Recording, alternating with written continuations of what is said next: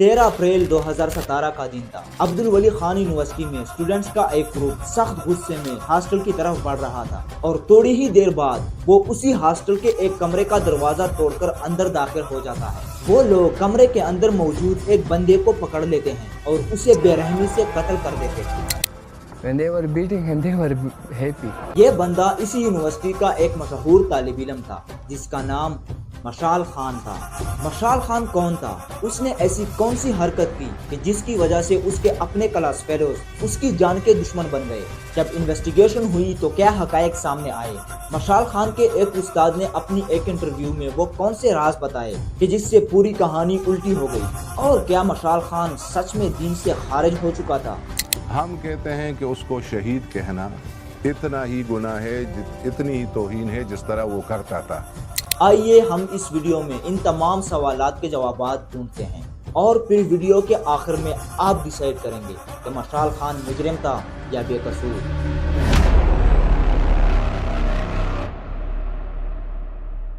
मशाल खान यूसुफजई सवाबी का रहने वाला था। वो बहुत इंटेलिजेंट स्टूडेंट था। मशाल ने अच्छे नंबरों की वजह से institute of computer and management sciences में स्कॉलरशिप के जरिए अपनी कॉलेज की स्टडी मुकम्मल की। इसके बाद उसे रशिया में स्कॉलरशिप मिली तो वो इंजीनियरिंग पढ़ने रशिया चला गया, लेकिन सिर्फ 1 साल के बाद ही वो वापस आ गया क्योंकि वो वहाँ के अखराजात को पूरा नहीं कर सकता था। पाकिस्तान आने के बाद उसने अब्दुल वली खान यूनिवर्सिटी में डिपार्टमेंट ऑफ जर्नलिज्म में एडमिशन लिया। वो मास मीडिया और जर्नलिज्म में मास्टर करना चाहता था। साथ में वो सिविल सर्विसेज के एग्जाम की तैयारी भी कर रहा था। मशाल खान के वालिद ने एक इंटरव्यू में कहा था कि मशाल दिन में 15 घंटे तक पढ़ता था। वो दूसरों को भी पढ़ाई के लिए इनकरेज करता था। मशाल खान पश्तो पोएट्री भी लिखता था। उसने अपने फेसबुक पेज पर खुद को ह्यूमनिस्ट मेंशन किया हुआ था। उसके उस्ताद ने एक इंटरव्यू में कहा कि मशाल खान इस मुल्क के पॉलिटिकल सिस्टम को बहुत ज्यादा क्रिटिसाइज करता था। मशाल खान अपनी यूनिवर्सिटी में लिबरल ख्यालात की वजह से भी फेमस था। मार्च 2017 में प्राइम मिनिस्टर नवाज शरीफ ने सोशल मीडिया पर किसी भी किस्म की गुस्ताखाना मटेरियल्स को पोस्ट करने पर सख्त पाबंदी लगा दी और कहा कि गुस्ताखी की कोई माफी नहीं है। 13 अप्रैल यानी मशाल खान के कत्ल से सिर्फ 2 दिन पहले मशाल खान ने AVT खैबर को एक इंटरव्यू दिया जिसमें उसने वली खान यूनिवर्सिटी को बहुत ज्यादा क्रिटिसाइज किया। दरअसल मशाल खान काफी दिनों से यूनिवर्सिटी में स्ट्राइक कर रहा था। जी زه مشال خان د جرنالیزم د ډپارټمنټ سټوډنټ یم او زه به نن تاسو سره خبرې وکړم په دې مسلو باندې په یونیورسيټي کې کوم آنګوینګ اکټیویټیز روان دي او په دې باندې کوم د سټوډنټانو احتجاج دی یا उसने कहा कि यूनिवर्सिटी में कोई प्रो चांसलर नहीं है जिसकी वजह से अभी तक काफी स्टूडेंट्स को डिग्रियां नहीं मिली हैं। अपने इंटरव्यू में उसने यूनिवर्सिटी में होने वाले करप्शन से भी पर्दा उठाया।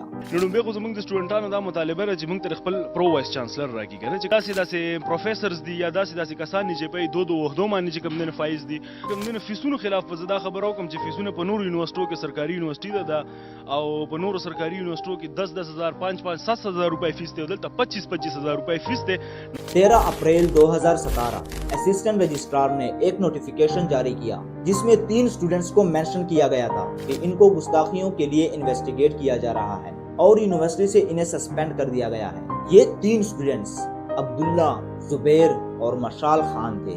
जुबैर तो यूनिवर्सिटी में मौजूद नहीं था, लेकिन अब्दुल्ला और मशाल खान बदकिस्मती से यूनिवर्सिटी में मौजूद थे। इस नोटिफिकेशन के कुछ वक्त बाद स्टूडेंट्स का एक बहुत बड़ा हुजूम जमा हो गया। हुजूम ने सबसे पहले अब्दुल्ला पर हमला किया। अब्दुल्ला उस वक्त क्लर्क ऑफिस में मौजूद था। इसी दौरान DSP भी पहुंच गया। DSP और बाकी सब स्टाफ वाले अब्दुल्ला को बचाने की कोशिश कर रहे थे क्योंकि उन्हें लगता था कि मशाल खान यूनिवर्सिटी से बाहर जा चुका है। अब्दुल्ला के फ़ोन से डॉक्टर फ़ारूक जो थे, अनीस अमीन जो थे हमारे क्लर्क, उन्होंने अब्दुल्ला के फ़ोन से कॉल मिलाई। मशाल को कहा कि देखिए यहाँ पर हालात ख़राब हो रहे हैं, आप कहाँ जहाँ पर हैं आप यहाँ से यूनिवर्सिटी से निकल जाए, हॉस्टल से निकल जाए अगर आप हॉस्टल में हैं।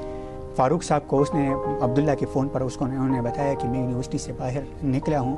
मशाल कह चुका था कि मैं निकल चुका हूँ फ़ोन पे। मशाल उसने अब्दुल्ला के फ़ोन पे उसकी क्लर्क ने अब्दुल्ला को बाथरूम के अंदर बंद कर दिया ताकि हुजूम के हाथ ना लग सके, लेकिन हुजूम ने क्लर्क, DSP और असातिज़ा की पिटाई के बाद दरवाजा तोड़कर अब्दुल्ला को बाहर निकाल दिया और उस पर तशद्दुद शुरू कर दिया। अब्दुल्ला ने कलमा शहादत तर्जमे के साथ पढ़ी और अपनी बेगुनाही को साबित करने लगा। DSP और पुलिस की भरपूर कोशिश के बाद वो अब्दुल्ला को बचाने में कामयाब हो गए, लेकिन वो शदीद जख्मी हो गया था। اب یہ ہجوم مشال خان کے ہاسٹل کی طرف بڑھ رہا تھا۔ مشال خان اپنے روم نمبر 75 میں موجود تھا۔ اسے کیا پتا تھا کہ یہ لوگ کس غصے سے آ رہے ہیں۔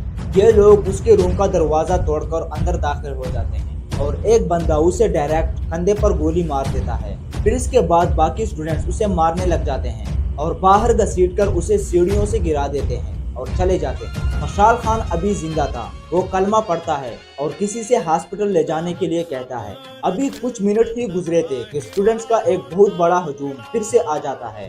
اس بار اسے ڈائریکٹ دوسری منزل سے نیچے گرا دیتے ہیں اور پھر میدان میں لے جا کر اسے پتھروں، مکوں، لاتوں اور جن کے پاس کوئی چیز نہیں تھی وہ دروازوں کو توڑ کر ان کے پٹوں سے اسے مارنے لگ جاتے ہیں۔ اس سب کے دوران 25 پولیس اہلکار بھی وہاں پر موجود تھے جو بے بس کھڑے تھے یا شاید کچھ کرنا نہیں چاہتے تھے۔ آخر مشال خان کی جو کچھ سانسیں چل رہی تھی وہ بھی ختم ہو گئی، لیکن ہجوم اسے مارتے ہوئے اور اس کی ویڈیوز بناتے ہوئے نہیں تھکا۔ DIG کے مطابق ہجوم اس کی لاش کو جلانا چاہتے تھے، لیکن انہوں نے اس کی لاش کو کسی طرح وہاں سے نکال دیا۔ انتظامیہ نے یونیورسٹی کو بند کر دیا اور ہاسٹلز کو خالی کر دیا۔ اس کے بعد لوگ 2 گروپس میں ڈیوائیڈ ہو گئے۔ ایک گروپ جو کہہ رہا تھا کہ مشال خان گستاخ ہے۔ ہم کہتے ہیں کہ اس کو شہید کہنا اتنا ہی گناہ ہے، اتنی ہی توہین ہے جس طرح وہ کرتا تھا۔ اور دوسرا گروپ جو کہہ رہا تھا کہ مشال خان شہید ہے۔ اگلے روز یعنی 14 اپریل کو مشال خان کا جنازہ پڑھنے سے وہاں کے امام نے انکار کر دیا۔ پڑوسی اور کچھ رشتہ دار بھی کسی بہانے سے اس کے نماز جنازہ سے چپ گئے۔ آخر کچھ لوگوں کے ساتھ مل کر مشال خان کا جنازہ پڑھایا گیا اور اسے دفن کر دیا۔ اس کو دیکھ کر سکون بھی ہوتا ہے، کیونکہ یہ عظیم انسانوں کو جو ہے نا جب آدمی دیکھتے ہیں تو دل اور بھی مضبوط ہوتا ہے۔ مشال خان پر جو الزامات لگے تھے جس کی وجہ سے اسے قتل کر دیا تھا وہ یہ تھے کہ مشال خان روس کا ایجنٹ ہے۔ میں نے کہا مسئلہ کیا ہے؟ انہوں نے کہا کہ سر اس طرح ہے کہ یہ عبداللہ اور یہ مشال خان جو ہیں یہ مذہب کے خلاف بولتے ہیں۔ تو میں نے کہا کہاں پر بولتے ہیں؟ تو انہوں نے کہا یہ سوشل میڈیا پر بولتے ہیں۔ تو میں نے کہا آپ کے پاس کوئی پروف ہے؟ کوئی پوسٹ لائے ہو؟ کوئی مطلب آپ کے پاس کیا پروف ہے؟ تو کہا کہ سر پوسٹ تو ہمارے پاس کچھ نہیں ہے۔ دوسری طرف سے ایک طالب علم بولا کہ سر یہ روس کے ایجنٹ ہے۔ مشال خان لبرل خیالات کو پروموٹ کرتا ہے۔ وہ اپنے فیس بک پیج پر قادیانیوں کو پروموٹ کرتا ہے۔ وہ روس کا ایجنٹ ہے اور اسے رشیا سے فنڈنگ ملتی ہے۔ Had he ever spoken to you about this boy, Mashal Khan, before? Yes. He told me that this guy he is talking about blasphemy. I told him, let inform your chairman, department chairman. The letter that Wajahat wrote that you received as well says that Adam's children must have committed incest for the human race to evolve. Is that blasphemy to raise that as a point? یہ تو بہت سارے سوالوں میں سے، بہت سارے توہین میں سے یہ بھی ایک سوال تھا کہ آپ کا یعنی معاشرے میں اپنے بہن کے ساتھ جنسی تعلق میں کوئی یعنی مذائقہ نہیں ہے، آپ اس کی پابندی نہ کریں، یہ پابندی چھوڑو۔ اس کے ذہن میں وہ یہ نہیں ہے کہ یہ معلوم کرنا چاہتا ہے، بلکہ لوگوں کو وہ ترغیب دیتا ہے کہ اس کو مائل کرے کہ یہ کام کرے۔ لیکن یہ سارے الزامات کبھی پروف نہ ہو سکے۔